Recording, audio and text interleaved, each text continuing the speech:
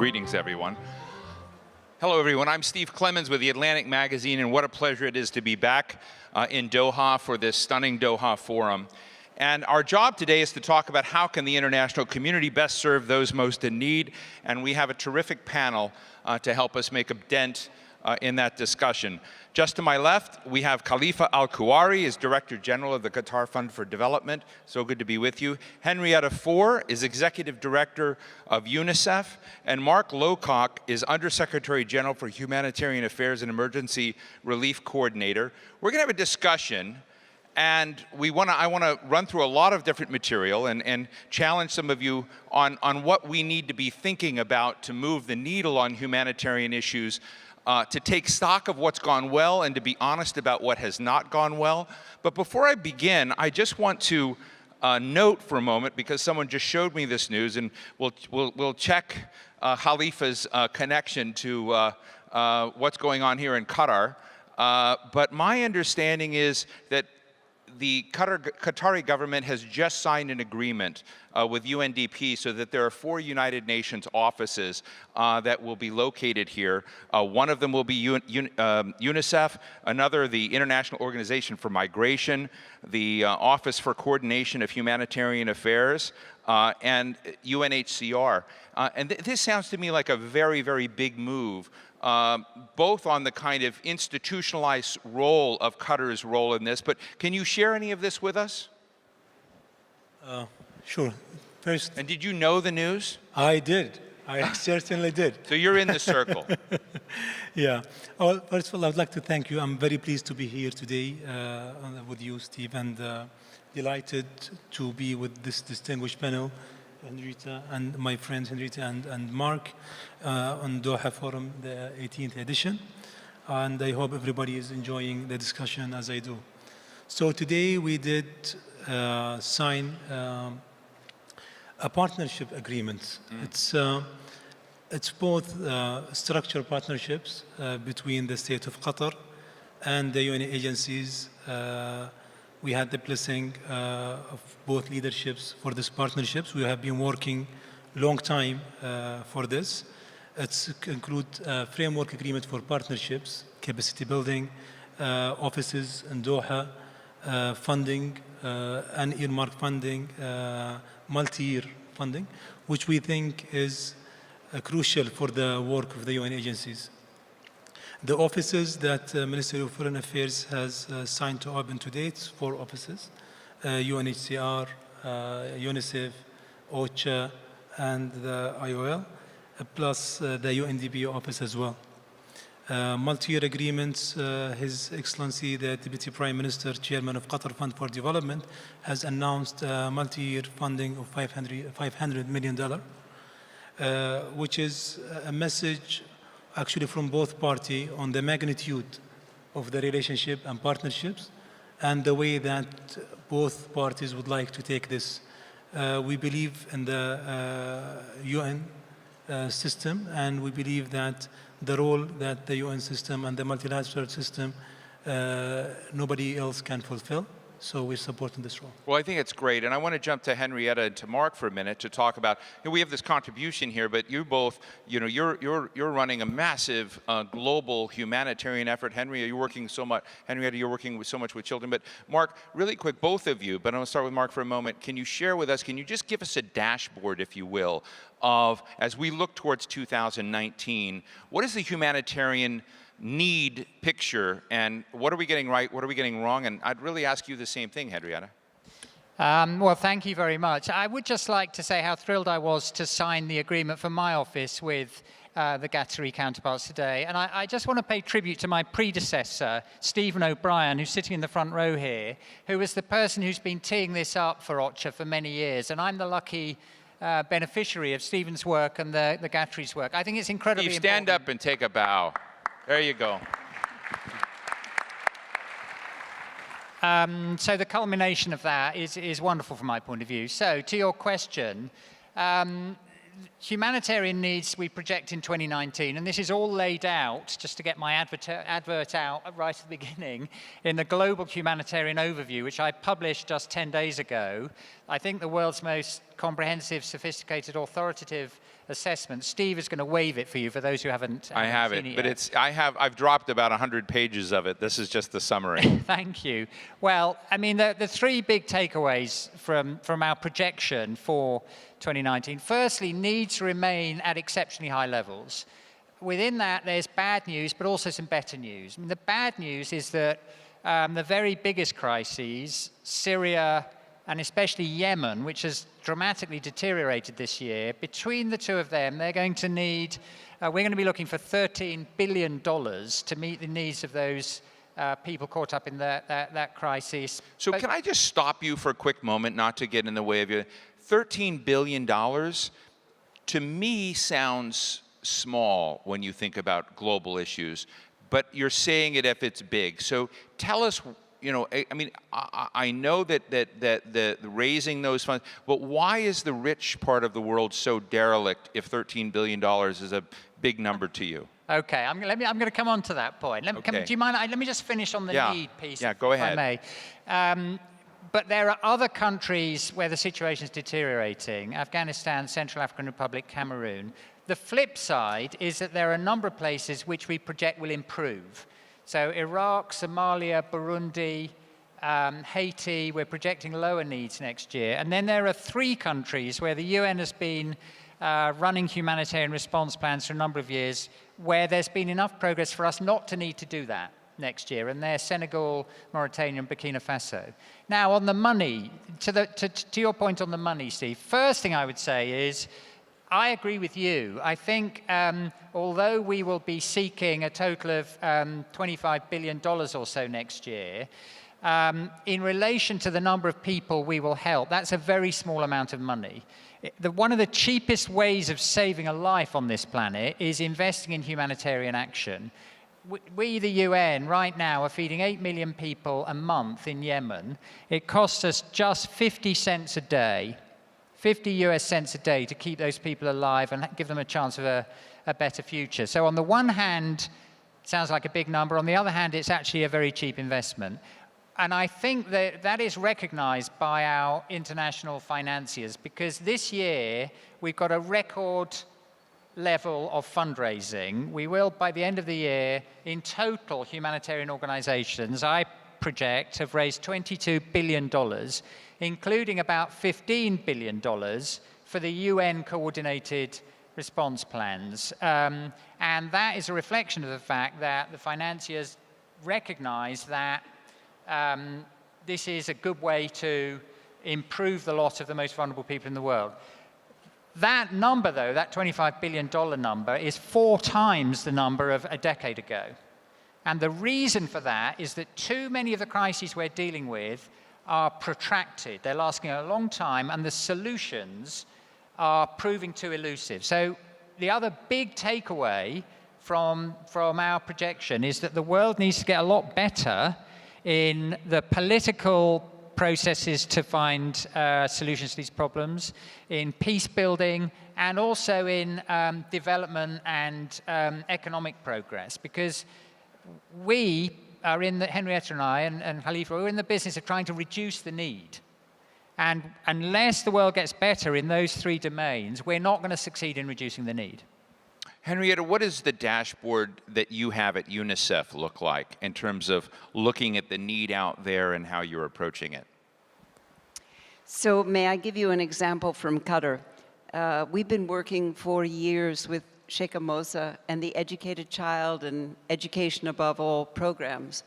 They're important because they are reaching children who are out of school. So for our dashboard, what happens in a humanitarian crisis is that children are no longer in school. There often are no hospital or community health places where they can go. And children are sort of left adrift. And when you think of those that are most vulnerable, when you don't have food, when you don't have water, it's the children that you lose first. They're the ones whose lives are first lost. And so if we look at the world and we think about this enormous amount of funding that we need, I mean, all of us are underfunded. So if we only are funded at 40% or 60% of the needs, you realize that there's a lot of the world that is not covered, even despite these large numbers. All of these conflicts, to what Mark is saying, there are more of them. We have more than 300 a year. That's a lot of conflicts a year. They are longer in duration, and they are more violent. We as a world are more violent. And what has happened is that humanitarian workers and children are no longer protected. We've lost a bit of our humanity. People really are not thinking of that first, and we must regain our moral high ground as a world. Before I jump to Khalifa and ask him why he feels it's so important for the international community to react to these things, I know, Henrietta, that you've recently visited Mali, Yemen, Syria, and I think it's important to put human faces on these discussions. And I don't know what stories you may have seen, but can you share with us what you've seen out there and really create a human frame for us? Yes, so I'm just a couple of days out of Syria, and one of the places that we went was Douma, which is in East Ghouta. It's been heavily bombed in the past months, and it's really, you walk down roads that are heavily bombed on both sides, so it's really rubble for most of the apartments, most of the homes. It's difficult to find a place to live. It is cold now in Damascus, in East Ghouta, so people are wearing coats. Many of the children particularly do not have warm clothing. It's hard to find clean water, food. It's very difficult to find jobs, so livelihoods. We visited one family in which the father had been a driver, and in the fighting, he had lost use of an eye and of an arm. So now he just has a little bit of time that he can spend as a driver. Maybe he'll get a job one day every so often. But it is hard for this family to find food and water. So for a family, it is a strain for them to find places that they can get help. So for the children, they're going into schools. Many have not had a chance to do more. So there's one young woman who was in college, and while she was at university, her sister was hit by shrapnel. She cannot walk. So she decided to create an object that was electronically driven that would allow her sister to stand. And what it shows you is that young people will come up with solutions for other young people to help them get over these crises. But they're solutions that are locally driven, and there are lots of these stories. Very difficult for families to make trade-offs, very difficult for them to gather a little bit of money to come up with a solution, but they're willing and able if we can just reach them. Khalifa, why do it strikes me, and I don't want to, I don't want to be nice to Qatar. That's not my job. But I do know that, for instance, with UNICEF, Qatar has become the first Arab nation to become the only regular contributor to UNICEF's core services. And so I guess that leaves two questions. Why you, and why not others? I believe that we have been... Hold the mic up a little closer. I'm sorry. I believe that we have been the first in so many things. I think in Qatar we think globally. What aren't you first in? The World Cup. Okay, there you go. Not first in World Cup. But I mean, on this issue of the international community, and I'm putting that on your shoulders. Let me first comment on the things that Mark and Henrietta mentioned. Sometimes we tend to lose our humanity because we think about the numbers too much, and especially people who are like us on the discs. So the situation that has been mentioned for specific incidents need to be looked at as a role model, as incidents that this is not only a financial contribution, this is life-changing for so many people.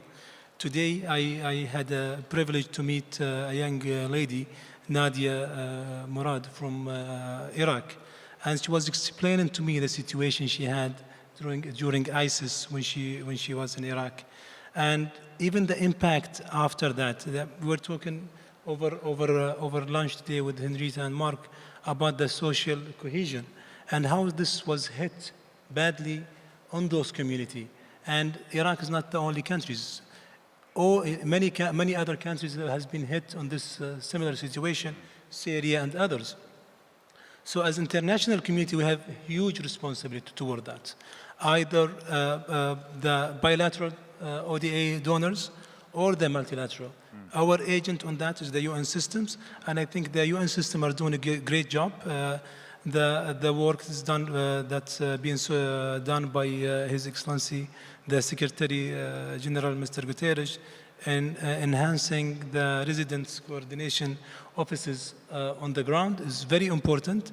I think this will move a lot of expertise to the and empowering the residence coordinators. The work is done by Mr. Lokik as well on the OCHA. Is very crucial. They are doing restructuring. They are doing localization of aid and training to national actors and NGOs. All of these roles collectively is with the bilateral donors is a role that the international community need to look at. The role of the international community on playing or shaping the accountability and risk management, even for the multilateral system. There are incidents has been reported about tackling cases of fraud, sexual exploitation, and abuse. Accountability needed to be on both sides. So I think the work that the UN is doing on that regard is highly appreciated. Special preventions and rehabilitation programs that the UN is doing is much appreciated from our side. We as Qatar being the first from the region and the ODSG group. Hold it a little closer. On the ODSG group with the OCHA. So this is another first for us. So I think the things that we are cooperating with as international responsible international donor is very important. I mentioned the multi-year participation in the UN, the unearmarked funding that the state of Qatar is contributing. This is something we're not used to, but we realized through the discussion with our partner the importance of this. So, yeah. So now we are participating on both ends. We are participating in the core funding with 500 million, and at the same times we are doing many projects with our partners. So let me make the task a little tougher for you, because Henrietta and Mark just want to both jump in here. But I'd like to know from you, there are a lot of folks from all sorts of international agencies in the audience here today. There are lots of people watching online. I'd like to know your insights, that if you were in their job and you were trying to reach out to other countries in the Arab region, both rich and not rich, on how to make them stakeholders in this cause, what isn't connecting between this international community and the leadership in some of these other countries to make their support consistent, regular, and just a part of being a global stakeholder? I'm not asking you to criticize others, but I'm asking you to say, what can they do to improve their chances of just connecting with the Arab world better than they are? I think respecting human rights comes. Say again? Respecting human rights comes on the top of that, because when you believe that every single soul in this world has the right to have proper healthcare, proper education, proper livelihood, that everybody else in the world, then I think this is what is driving us. Respecting. And so that will sell in Kuwait, that will sell in Tunisia, that will sell in Oman. That should sell in every country. But if you have different agendas, maybe some other countries have different agenda, or they don't have this respect, then this is different case. To talk to them in any country, you're talking about beneficiary countries, you need to tackle the urgent issues that they have. For example, on the work you mentioned Tunisia, the work we are doing in Tunisia, it's affecting the beneficiaries, like we're doing the microfinancing, the vocational training. This is what people need. This is what the hope that we are giving to this young generation, instead of them going to join terrorist groups. Right. We are giving them hope. So I think hope, one of the things that will go directly to the people. Sometimes the alignment of governments and their own people is not there. But you need to raise those issues like Right. in education, on health, and economic development. I think this is what matters. Mark? I think the sort of values of the humanitarian agencies are not Western values, they're human values. And I think it's really important that for the first time ever, the OCHA Donor Support Group in 18 months' time will be chaired by a non-Western country, which will be Qatar. And I think spreading the responsibility and the burden more broadly will have multiple benefits. So I think that's, it is a first, and it reflects the several years of collaboration. There's another area, though, that I just wanted to flag where I think that Qatar has played a prominent role, which is in education in emergencies. And I signed another agreement today dealing with education in emergencies. One of the things you have to think about if you're dealing with humanitarian situations where people are displaced for up to 10 years or longer in some cases is what happens to that generation of children. A third of the schools in Syria have been destroyed. Huge numbers of Syrian children have not been to school. Yemen, where I was 2 weeks ago, I met lots of people complaining to me that their kids have not been in school for a long time. In the tragedy of the Rohingya in Cox's Bazar in Bangladesh, 1 million people fled that violence and terrible atrocities. Now in Bangladesh, too many of those kids are not in school. What do we think those kids are going to be like as adults if they never get a chance to go to school? Now, education in emergencies is something that Qatar has played a leadership role in. It's not just a human responsibility or a moral obligation. It's a strategic imperative to get all those kids in those protracted crises back into school for their sake, but for all our sakes as well. And that is an area where we're doing a bit better thanks to the role that Qatar has started to play. But we need to do much, much better than we're doing at the moment on that. Henrietta?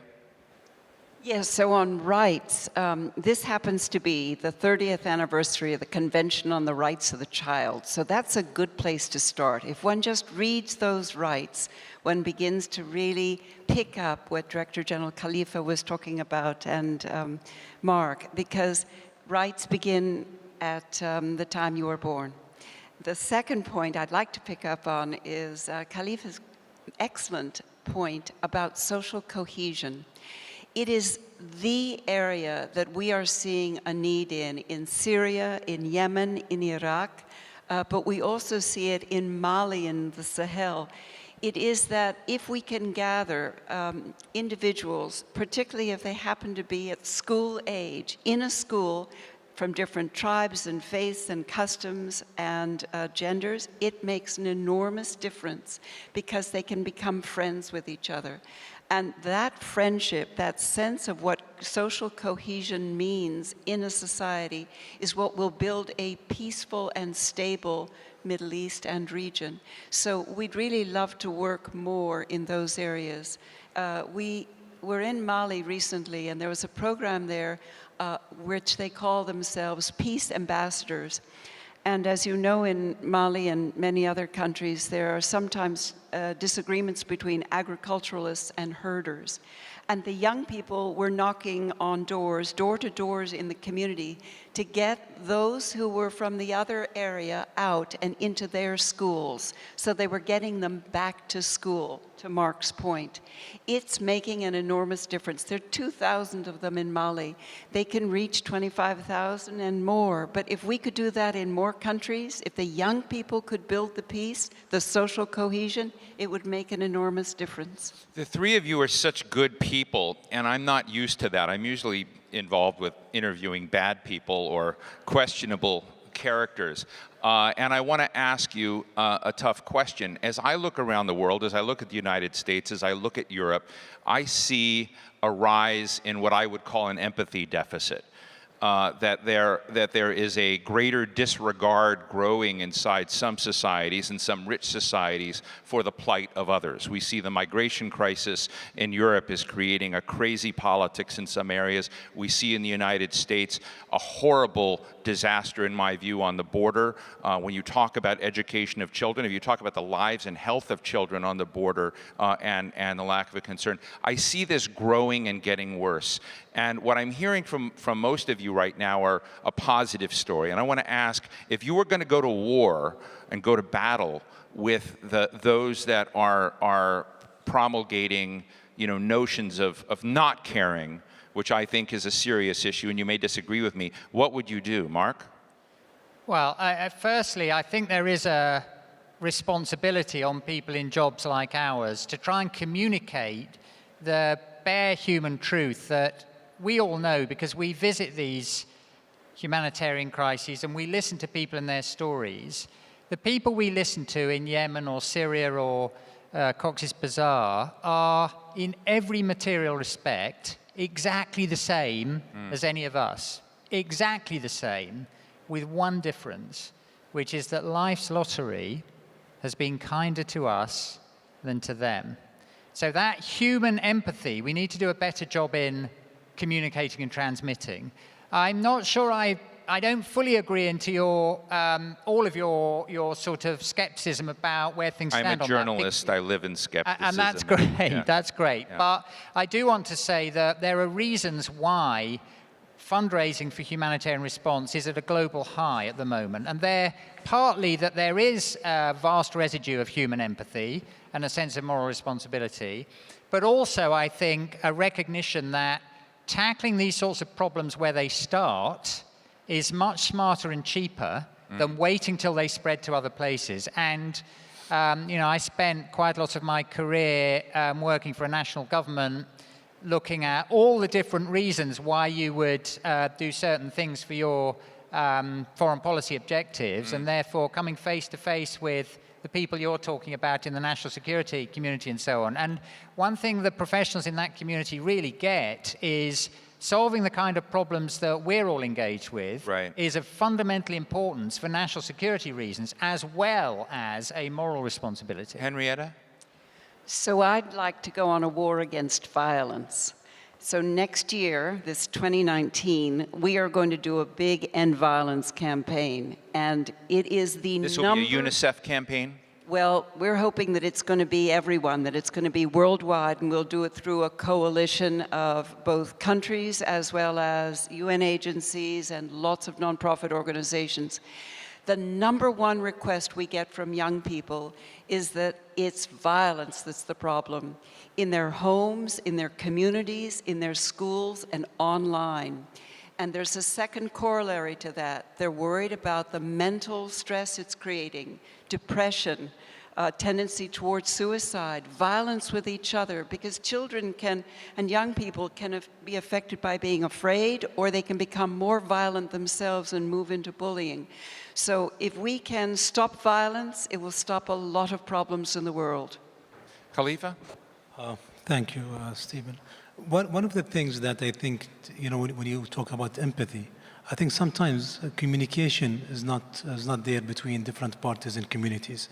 We have conducted research for the Syrian refugees, trying to find out, doing the gap analysis between the needs and the market and the capacities that the Syrian refugees has, especially in Turkey, Jordan, and Lebanon. And one of the things we found that if you ask the refugees, they would think they are not welcomed, they are not wanted in the country. And if you ask the employer, they will have very positive message about the refugees. They are hard worker, they're not very expensive. We want them, we want to hire more. Maybe there is some regulatory issues that need to be tackled. But in many cases, I think there is miss of communication, either from the public policies made by government, or sometimes the media has a huge impact on that as well. Is there a tension between a kind of philanthropic approach to humanitarian aid and the kind of systemic change that you've been talking about? I had the opportunity to interview Bono one time, and he said, take a look at some of the things China is doing in Africa, for instance. And in his view at that time, he worried about America giving a kind of, let's make a grant, let's do this, but China was embedding itself more deeply in the infrastructure and the direction and the aid. There was a better ecosystem, and I'd never heard that before. So if I were to ask you right now, of the big players in the world, who gets aid and development right, and I know this is your business, who gets it right and who gets it worst? Start with the worst. Yeah, I'm not here to judge other donors, but I will tell you something. Development and humanitarian need to be done based on the needed, as needed basis. That means the developing countries, a humanitarian situation, there is no discrimination, there is no tie aid, there is no political agenda. And this is the way it should be, and this is the way Qatar is doing it, regardless of what. We, in our development humanitarian policy, we don't discriminate based on political agenda, based on religion, based on ethnicity. We do it because this is, I think, very deep in our values as Qatar, and we're trying to translate this into actions. All our work into education, it has been mentioned, it's collective work actually by Qatar Fund for Development, Education of All, and many other donors. It was based on the humanitarian need, on human needs, sorry. So I think this is the way it should be. And if you do it this way, that means you are doing it the right way. If you are doing it with tie aid or different agenda, this is not the way it should be. On this question of this tension, is that a tension that you both kind of deal with? It occurs to me there's a gentleman in the audience named Hani Masri who has this group called Tomorrow's Youth Organization in Nablus, and I've always been impressed by it because it helps work with women, very young women, in giving them not only skills, but essentially a potential pathway and a horizon into a different direction they may not have thought. So that seems to me to be a systemic thing as opposed to philanthropy. And I'm wondering, from an aid organization perspective, I think it's always interesting to ask the very tough question of what would put us out of business, what would fix things. And I know we're far from that, but I'm wondering how you look at that. Well, it is a matter of sort of pride and to be shouted from the rooftops for the humanitarian organizations that we're trying to do ourselves out of business. And the good news is if you look back over the course of certainly my lifetime, I'm probably a lot older than you, Steve, but over the last 55 years or so, the world has moved from a place where most people on the planet were hungry every day and couldn't get their kids into school, and if they were a woman, stood a high chance of dying in childbirth, to a position where that's not more than 50%, but less than 10%. And we should take confidence from the fact that dozens of countries have gone on an amazing development journey, unlike anything in the whole of the previous 99.99% of the 150,000 years of human history. So if those countries can go on that journey, we have to believe that the 30 or 40 which have been stuck in a cycle of violence and resource pressures and demographic challenges and governance not responding adequately to the needs of the people, all those things cycling around after each other and haven't gone on this improvement journey. We do have to believe that that progress is possible in those places too. So can I go into the future? Yes. What development will look like? So I think there will be two aspects to it that will make us do it better. One is that we really have to include the private sector.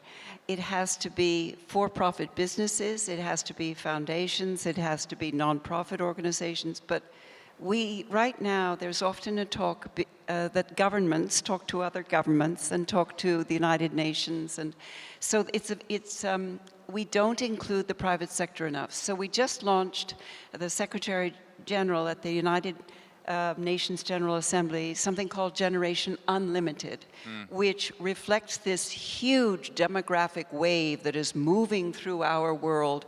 There are 1.8 billion young people between the ages of 10 and 24, and you can really see it in Africa. You can see it in every continent. So the world is getting younger. The world, kind of. Well, the world has a Spots. challenge here, yes, because while it's got this big youth dividend, they don't have jobs, and they're feeling that the education systems we've given them are not getting them to where they need to be to earn a livelihood. So they want a remodeling of their secondary school systems to include digital education, classroom, life skills and work skills, and that would make a big difference to them. And who can help with that? Public and private entities together. They need internships and job shadowing. This world needs 10 million new jobs a month. We're not creating them. So if we can help them do big public-private platforms like Generation Unlimited that Mark and I are and Khalifa are all part of, it would really help. The second thing I think is where we're going is innovation. You know, you can walk through a refugee camp as we did in South Sudan, and you can see lots of little innovations that someone has done because they just thought of another better idea. It's happening in our offices and in our refugee camps and everywhere around us. Can you give us an example? Well, yes, there are lots of them. So one that struck me is when we were in one camp where they were worried about the chemicals that were coming into the camp, so an environmental issue. They began taking Dixie cups and they put a little bit of cotton in it, and it became their little mask that the children could wear around the camp. So that was a really low-tech solution. But there are higher-tech solutions, like little wristbands that have on it a chip so that we can find that child and know that they belong to this family. So when a child gets separated from their parents, let's say they're Rohingya who come over into Cox's Bazar, we can place them with their family again. It's an innovation. It's a different way to look at it. But our We need that at the U.S. border. Well, and we just delivered in Vanuatu the first vaccine that has been delivered by a drone and then vaccinated a child. It's because Vanuatu is an island that's very hilly and remote. It's hard to get to. So there are lots of innovations that are coming, and our whole ecosystem of development has to move toward those innovations. So private sector and innovations, that'll be our future. Before I let you go, and I want to ask Khalifa this as well, I know that well before you were doing many of the public service roles you were in the corporate world. You were a CEO of a major manufacturer, and you've been on the board of directors of some of the world's biggest companies. This is her pre-UNICEF life, on the board of General Mills, ExxonMobil, and others.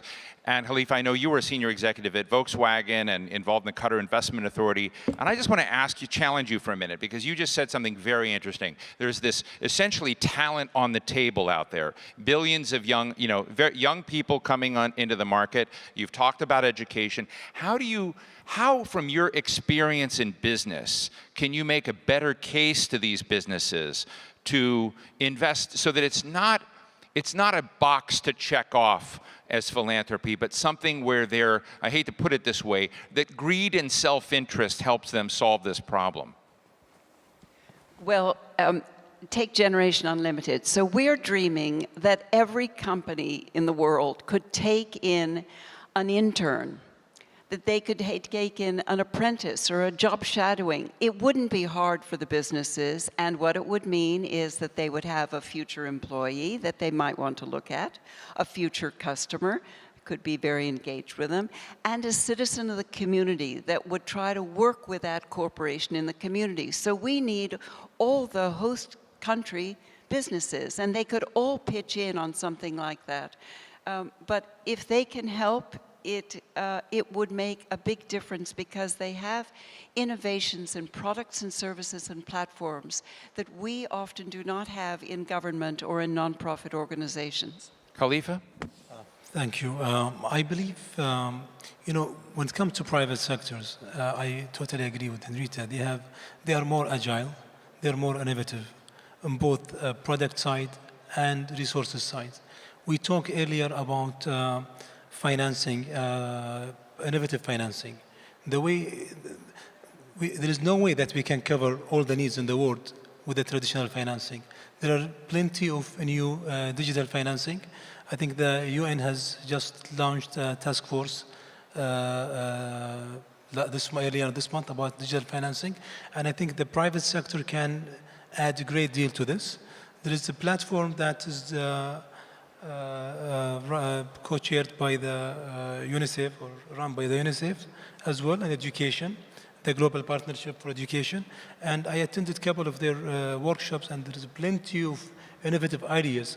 I think we need the burden here to give the opportunity to the private sector to participate. We need to engage them more.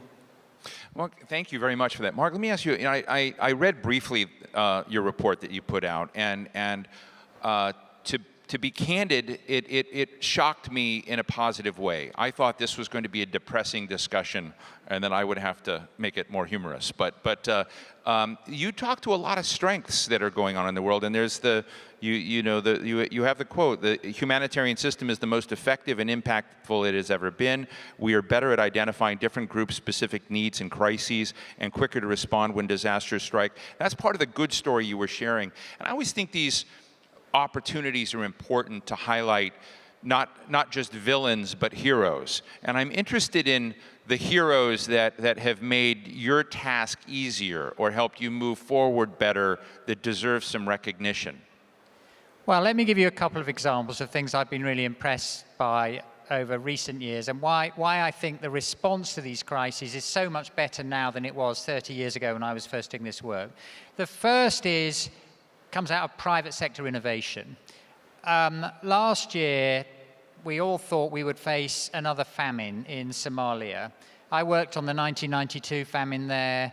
I worked on the 2011 famine there. I never want to see another famine. And what happened last year in Somalia was, through the use of mobile money, text messages being sent, financed by donors, to people all over the country, which were redeemable in the local market for food. 600,000 families, 3 million people got purchasing power so they could solve their own problem. That technology wasn't there in 92 or 2011. It saved countless lives last year, and that's a public-private solution.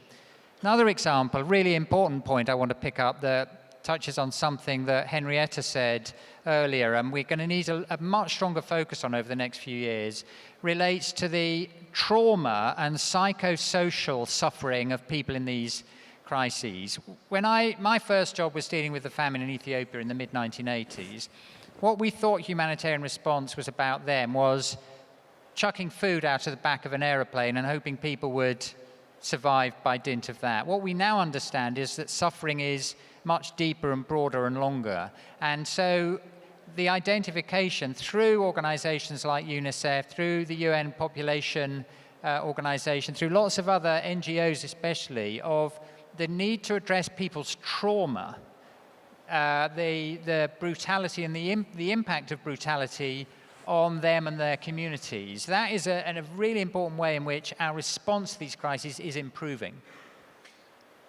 Henrietta and Khalifa, just before I go to the audience and we gather questions, I'd love to get a quick snapshot of what some of the other things is. You know, when I listen to Mark sort of talking about tracking people, I'm wondering if technology and platforms has changed the game at all, and whether there are opportunities. See, we were just talking about my background. When I was a young boy, I lived in Japan. I went to South Korea. South Korea was one of the poorest places in the world, and today it's one of the richest. I mean, it's extraordinary. And I'm sure you've seen other places, even in this region, that have gone through. And I'm wondering whether we have an opportunity that we may not yet realize, that for some of these distressed, really stressed out areas, that there's an opportunity to leapfrog out of their conditions into something extraordinary, whether technology changes that. But I'd love both of your quick thoughts on that, and then we'll go to the audience. Henrietta? So a quick thought is on digital identity. So identity in this world is very important. And if you can have a cell phone and you can take a picture of a baby, let us say it is in Cox's Bazar, you are able to give that baby an identity. So identities, as we know, are needed for everything in life, but you need it often to get into school. You need it to open up a bank account later, to vote, to be a citizen of a country. But if we can do digital identity for everyone on Earth, it would really help. We think that there are at least 250 million who are without it in this world, and it is difficult. You could be internally displaced person, a refugee, or you could just be born in the wrong area so that you don't have an identity. Khalifa, thank you for that. I don't believe we are there yet. I think there's plenty of opportunities. I don't think we are there yet. We don't understand the technology and how it really help us. There are a few examples that has been used in the humanitarian development system, but I'm sure there are plenty, the blockchain technologies that was mentioned about by Mark, the transfer of money. This is new. This is not regulated. Nobody knows how to use it. In many places, maybe it's not allowed to use it because there are no regulation and policy to do it. So I think there is a lot of work need to be done, both on the policy side and on the technology side. Are these things like blockchain and these backbones that you're thinking about something that you're willing to experiment with? Yes, we are. Yes, we are. Fascinating. Well, let me go to the audience now, and I guess we have microphones in the audience, and we'll take some questions. Yes, right up here in the front, number 2. And let's go to this gentleman midway down, number 3. And wow, I love the fact this, and sort of in the 4th row over there, I can't quite see, but I think there's a lady in the 4th row with a hand very tall, very high up there. But yes, let's take your question. السلام عليكم جميعا. سأتحدث بالعربية. Oh, just 10 seconds. Okay. حصة الثاني مبعوث الأمين العام لجامعة الدول العربية في الشؤون الإنسانية. أشكركم جميعا وأود أن أؤكد على مقالة خليفة بخصوص تقديم الدعم بناء على التقييم الحقيقي والواقعي والفعلي. وأركز على عالمنا العربي، فنحن نملك الكثير ما نقدمه لأولئك المحتاجين، ونملك من المنظمات العاملة والمتواجدة على الأرض والمخططة لذلك التقديم من الدعم. ولكن ما زلنا للأسف نعاني من هدر الوقت، هدر الجهد وهدر المال. فهناك الكثير من المشاريع والبرامج التي تكرر، ليس فقط في التقديم بل تكرر لنفس المخيمات، لنفس المحتاجين، لنفس المنطقة، بينما هناك مناطق كثيرة لا نعلم عنها شيئاً ولا نحاول حتى أن نقدم لها لأننا ببساطة لا نعلم عنها شيئاً، أو نعلم أن هناك من هم القادرين للوصول إليها كالمنظمات الدولية مثلا ومنظمات الأمم المتحدة، بينما نحن المعنيين بشكل أكبر. I need you to go to the question. أوكي، أنا فقط أود أن أؤكد على مقالة خليفة، وأحببت أن أقول هذه الكلمة إلى كل المعنيين بهذا العمل. لما لا تتوجه المنظمات العربية وبناء على تقديم الدعم الذي يقدم لها على تقييم حقيقي وواقعي من أجل مثل والوصول إلى اليمن، الوصول إلى مخيمات اليمنيين في الخارج اليمن أو مخيمات الصوماليين التي توجد في حالات مزرية والمفروض أن نصل لها ونغطي احتياجاتها. Wonderful comment and question. Thank you. And then over here. Yes, sir. And I'm going to ask people to make it as brief as you can because we have a very limited time. Yes. Microphone for this gentleman. Me? Okay, it's me. Well, you go here and then we'll jump to, this gentleman. You go ahead. Okay, thank you. Darinel Rodriguez from the Global Partnership for the Prevention of Armed Conflict. My question goes into my business, prevention.